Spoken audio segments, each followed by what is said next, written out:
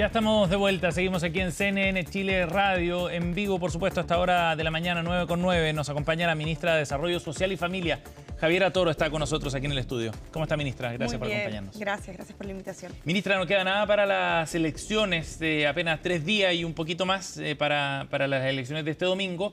Y me gustaría partir la conversación por ahí, por el trabajo que se está desarrollando para ese proceso, en particular en lo que tiene que ver con el voto asistido, ¿no? Y con el apoyo a aquellas personas que requieren algún tipo de soporte en el desarrollo de esa votación, ¿no? Para personas con discapacidad u otras.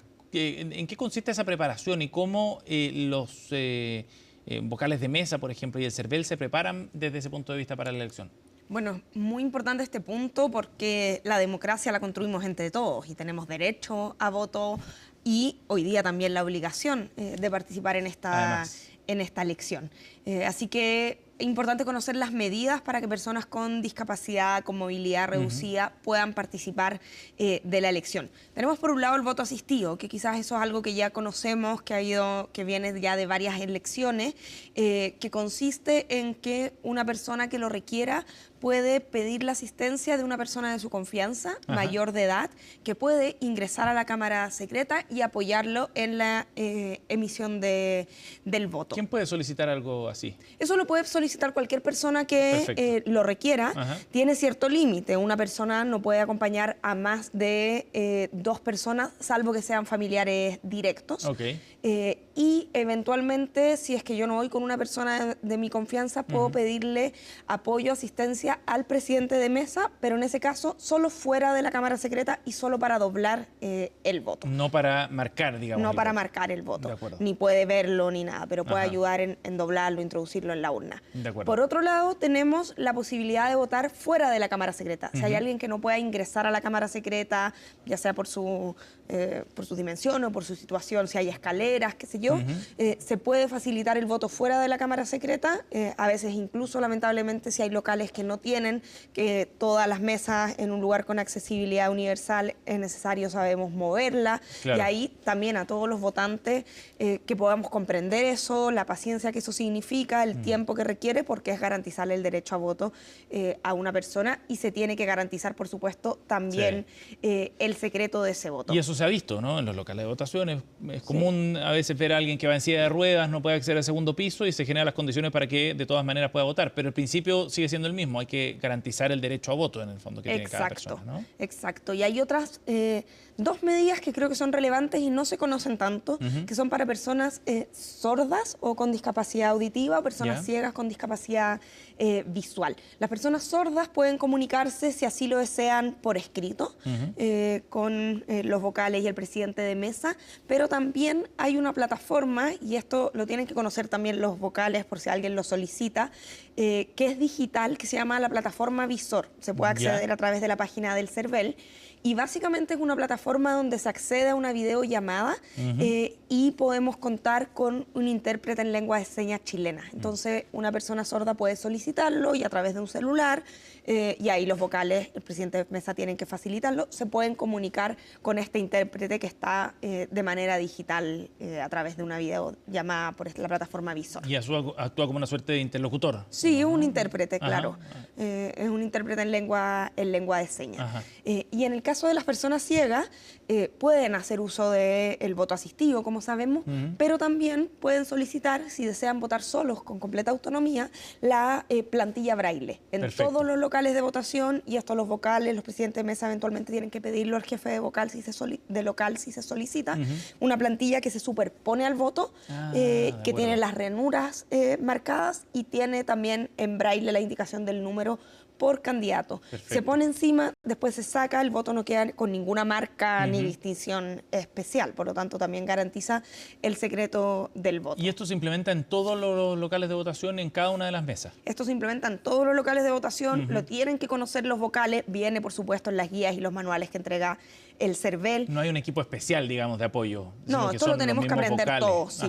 Y por eso también importante, o sea, este es un mensaje para las personas con discapacidad que tienen derecho de ejercer su derecho a voto de manera autónoma, de manera secreta, pero también de todos quienes participamos del proceso, que tenemos que facilitarlo, y en el caso de vocales, presidentes de mesa, tienen que garantizarlo. Por supuesto. Estamos con la ministra de Desarrollo Social y Familia, Javiera Toro. Ministra, queríamos hablar también de otros temas y algunos que tienen que ver con la agenda legislativa, cuando al gobierno le queda poco tiempo, digamos, para sacar adelante algunos proyectos. Queríamos actualizar la situación del proyecto de Sala Cuna Universal y de qué forma el gobierno va a enfrentar el trámite de esta iniciativa súper importante, que lleva mucho tiempo en trámite en el Congreso y que para el gobierno era prioritario también. Sí, es uno de los proyectos prioritarios, Sala Cuna para Chile, que lidera principalmente el Ministerio del Trabajo con el Ministerio de la Mujer, pero sabemos que es fundamental y parece haber un consenso de que es necesario avanzar y esperamos que el Congreso así lo apruebe, porque sabemos que hoy día las distinciones que existen, que la Sala Cuna solo está asegurada cuando en un lugar trabajan más de 20 mujeres, para hijos de mujeres con contrato de trabajo, es muy limitado, porque ¿qué pasa si trabaja en una empresa más pequeña? ¿O qué pasa incluso con la carga de contratar la 20ª mujer? Claro. La empresa muchas veces sabemos, esa responsabilidad. Claro, uno va a una entrevista y le dicen, bueno, nos gustaría contratarte, pero nos generaría esta obligación. Y además tiene esta diferencia entre hombres y mujeres.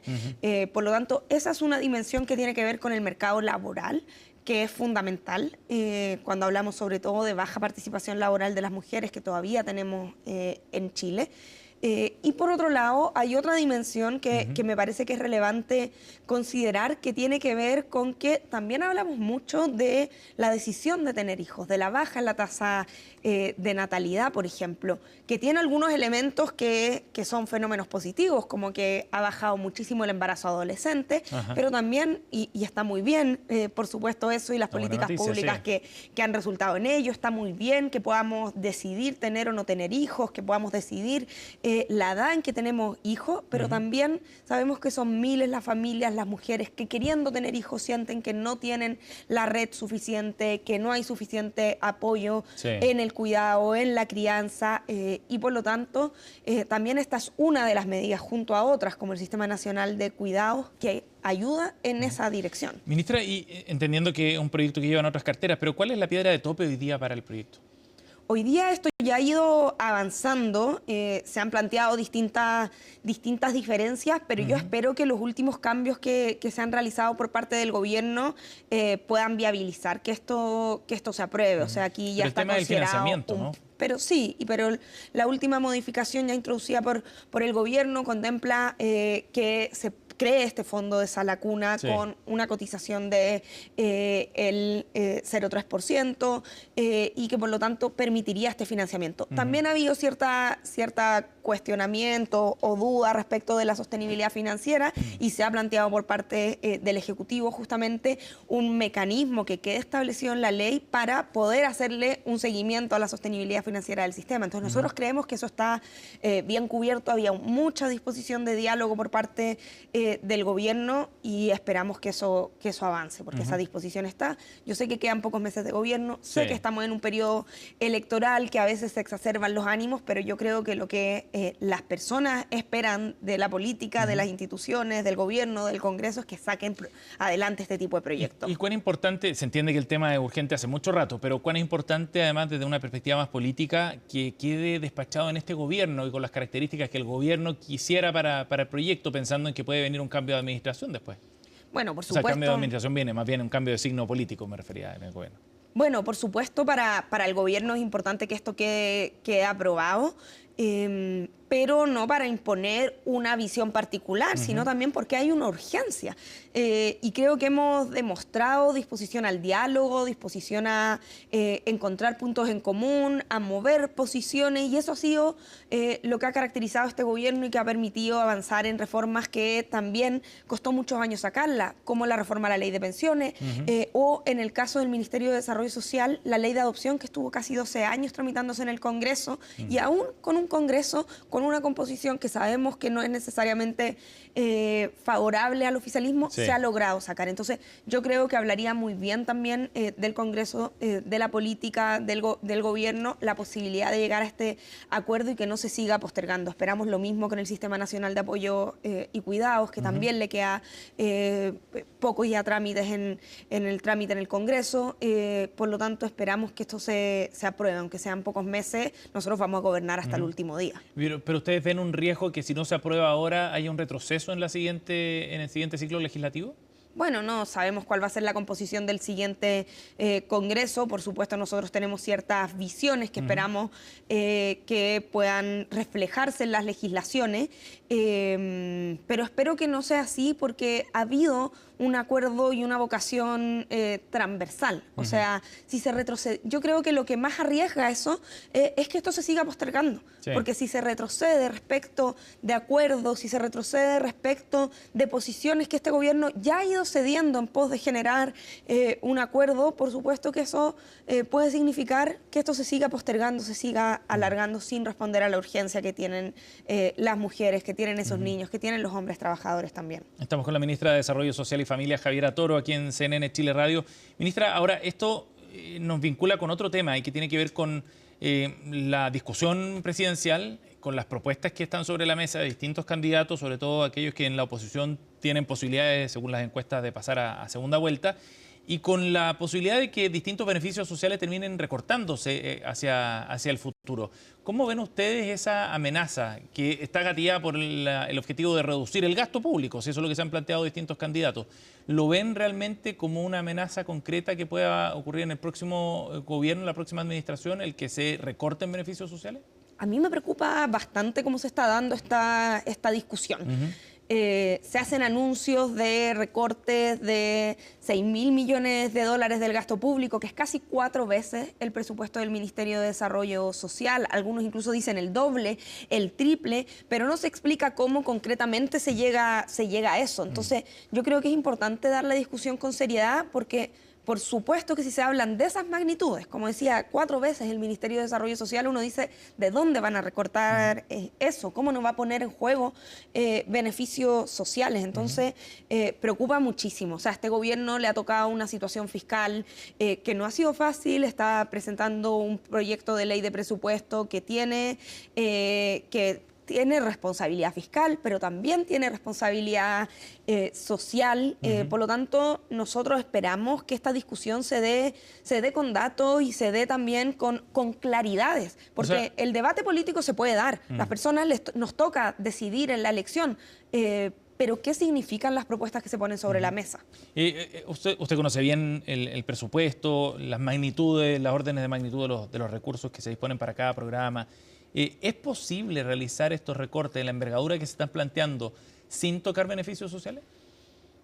Yo no vemos cómo. Por eso creemos que el trabajo que hay que hacer tiene que ser muy serio, muy detallado. Por supuesto que siempre hay espacios de mejora, hay espacios de tener una mejor gestión de los recursos y creo que este gobierno lo ha hecho. Pero cuando uno habla de esas magnitudes, a mí como ministra de Desarrollo Social me preocupa. Me preocupa porque 4 veces el presupuesto del Ministerio de Desarrollo Social y yo recorro el país y nadie dice que el Ministerio de Desarrollo Social no es relevante. De hecho, los alcaldes, incluso los parlamentarios, cuando están en sus distritos, de todos los sectores políticos, lo que piden es más dispositivos de Senama, más cobertura de los programas de Senadis, que el sistema de cuidados avance más rápidamente. Entonces, eso es bien contradictorio con estar diciendo que se hagan estos recortes radicales de el gasto público. No cuadran las dos cosas. No cuadra y no se ofrece, no se dice esta plata sale de acá, se dicen cuestiones que no suman. ¿Y usted siente que se está escondiendo esa información de parte de los candidatos opositores que están planteando esto? Que falta, cuando usted dice falta detalle, ¿hay una intencionalidad detrás de ocultar eso para no generar expectativas sobre recorte de gasto social, por ejemplo? Bueno, no voy a juzgar cuáles son la intencionalidad detrás de eso, pero sí reclama puedo decir que falta detalle. Que ese detalle no existe y nosotros hoy día estamos tramitando el proyecto de ley de presupuesto 2026. Es nuestra responsabilidad, independiente del gobierno que le toque ejecutarlo, dejar esos recursos y entonces esa es hoy día mi preocupación, que el presupuesto pueda garantizar el crecimiento del sistema de cuidados, pueda garantizar la atención a personas mayores, la atención a niños, niñas y adolescentes que están en el servicio de protección especializada, que por decir un dato, hoy día están cada día entrando más niños a protección que los que están naciendo. Entonces, si uno dice que esas no son urgencias sociales, entonces, desde ese punto de vista, incluso al menos para el presupuesto 2026, que este gobierno tiene la responsabilidad de dejar aprobado, son cuestiones que me preocupan. Ministra, hablando de presupuesto, la oposición ha hecho un planteamiento bien concreto. Están planteando, según lo que publica hoy día Diario Pulso, un recorte de 1.500 millones de dólares en el gasto proyectado para el próximo año. 1.500 millones de dólares, que es una cifra bien importante. Y reposición de ciertos recursos y también el análisis de 11 programas, es lo que dice Pulso hoy día en base a una minuta que elaboraron desde la oposición. ¿Qué le parece esa propuesta, la idea de ajustar el gasto en 1.500 millones de dólares? Bueno, el detalle de esa propuesta yo no la he visto. Por supuesto, esta es una conversación que llega principalmente el ministro de Hacienda, por lo tanto eso tendrá que analizarse. Pero yo sí puedo señalar, porque conozco el presupuesto que se ha presentado, el marco en que se elaboró y todo lo que eso significa, que es un presupuesto que se ha presentado con responsabilidad fiscal. Y lo que yo veo muchas veces, y en el ámbito en que me toca, justamente, que es el presupuesto social, es que, claro, por un lado se hacen estos llamados, se llaman a hacer grandes recortes, pero por otro lado, cuando se está tramitando cada uno de los presupuestos, de los programas, los mismos parlamentarios de todos los sectores políticos, incluido la oposición, normalmente lo que están diciendo es necesario aumentar la atención en Senama, es necesario reforzar este presupuesto. Piden más recursos. Piden más recursos. Por lo tanto, ahí también uno ve, o sea, eso en el ámbito que yo lo veo. En general, todos llaman a reforzar el presupuesto en programas sociales y eso no necesariamente se condice con la discusión más general. Entonces, tendrá, por supuesto, que llevar esa discusión el ministro de Hacienda. Entonces, ¿de dónde sale el recorte de 1.500 millones de dólares? Es lo que uno se pregunta, ¿no? Lo que están proponiendo. Bueno, eso lo tendrá que analizar el Ministerio de Hacienda, pero desde el punto de vista nuestro, eso es más o menos el orden de magnitud de todo el presupuesto del Ministerio de Desarrollo Social. Entonces, es una 1.500 millones de dólares es el presupuesto del Ministerio, más o menos. Más o menos. Ajá. O sea, de todas maneras, hacer recortes de esta envergadura inevitablemente podría terminar afectando algunos de estos programas sociales, ¿o no? Yo espero que no, y la posición del gobierno, como digo, ha sido un presupuesto que ha sido formulado con responsabilidad fiscal. Y uno ve ambas preocupaciones. O sea, yo diariamente justamente escucho esas cosas, escucho preocupación por el presupuesto del Ministerio de Desarrollo Social, escucho preocupación y tuvimos que entregar muchísima información respecto de cada uno de los programas y su presupuesto, que me parece que es fundamental ir aclarándola y toda la disposición en ello, porque tuvimos que formular un presupuesto en un marco restringido. Eso no fue fácil.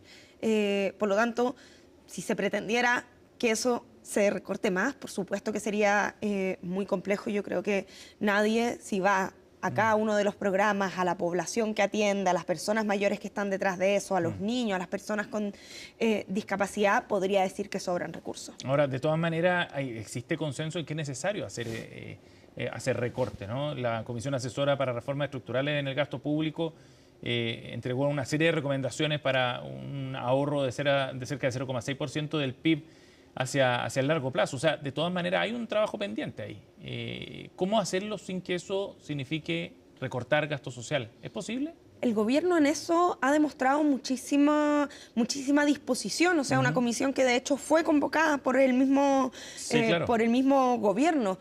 Y ahí considerar que, y quiero insistir con esto, es un presupuesto que ha sido formulado con responsabilidad fiscal, pero también con responsabilidad social, porque aquí sabemos que hay urgencias sociales. Necesitamos sin duda un Estado que se haga cargo de necesarias optimizaciones, que siempre se puede hacer más eficiente el gasto. Te puedo dar cuenta que en el presupuesto del Ministerio de Desarrollo Social se reflejan recomendaciones justamente de la Comisión. Pero que tiene que hacerse con responsabilidad social, y así se ha hecho. Y eso incluso te puedo señalar que es criticado o sea, no ha sido cambios fáciles de implementar. Se ha hecho dentro de este marco que es más o menos restrictivo, pero sin abandonar la responsabilidad social, sin dejar de atender a las poblaciones que más lo necesitan. Ministra, estamos con Javiera Toro, ministra de Desarrollo Social y Familia. En otro tema, quería preguntarle también respecto a unos antecedentes bien interesantes de la última encuesta longitudinal de primera infancia. Son antecedentes bien relevantes. Es un estudio poblacional para analizar el desarrollo infantil acá en Chile. Y hay varios temas bien importantes respecto a salud mental, respecto a conducta y comportamiento en plataformas digitales y el mundo digital, de relaciones entre pares, etcétera. ¿Qué es lo más relevante a su juicio que trae este estudio? Sí, primero quiero destacar lo que es este estudio. Yo creo que no se conoce mucho, pero es realmente un lujo de encuesta que tenemos en Chile, parte de nuestro patrimonio estadístico, que esta es la cuarta ronda de la encuesta longitudinal, pero que empezó el 2010. O sea, estamos hablando de 14 años en que se encuestaron se le hizo un seguimiento a más de 10.000 niños. Empezó cuando estos mismos niños tenían entre 0 y 4 años y esta última ronda cuando tenían entre 14 y 18 años. Entonces, esto nos permite también ver la trayectoria y nos va a entregar datos súper relevantes, cómo va evolucionando y nos permite, y esta es información que queda a disposición de las instituciones, de la academia, de la sociedad civil, del mundo político, que hoy día también está haciendo propuestas de política pública, que es muy relevante. No todos los países tienen un patrimonio y un conocimiento generado por el Estado de esta calidad. Y en esta cuarta ronda, como digo, fue aplicada a adolescentes, porque estos niños, quienes eran niños en el 2010, hoy día tienen entre 14 y 18 años. Claro. Y lo primero que podemos identificar son cuáles son niveles de satisfacción con la vida y también datos relevantes respecto de salud mental que me parecen muy relevantes. Y ahí hay algunas distinciones que habría que atender. Especialmente quisiera destacar en términos de salud mental. Estamos hablando de que cuando miramos todos los adolescentes, hay un 26,5% de adolescentes que tiene síntomas de ansiedad o depresión moderados o severos. Uno de cada cuatro. Uno de cada cuatro más o menos adolescentes. O sea, nos está hablando de algo, es algo que los propios jóvenes señalan. Por ejemplo, los consejos consultivos de la niñez y la adolescencia, uno de los temas que ponen como prioritario tiene que ver con la salud mental. O sea, nos están advirtiendo y los datos nos están señalando lo mismo. También vemos que hay brechas de género. Las adolescentes mujeres, el 26,5 es el global, pero las adolescentes mujeres tienen esta síntomas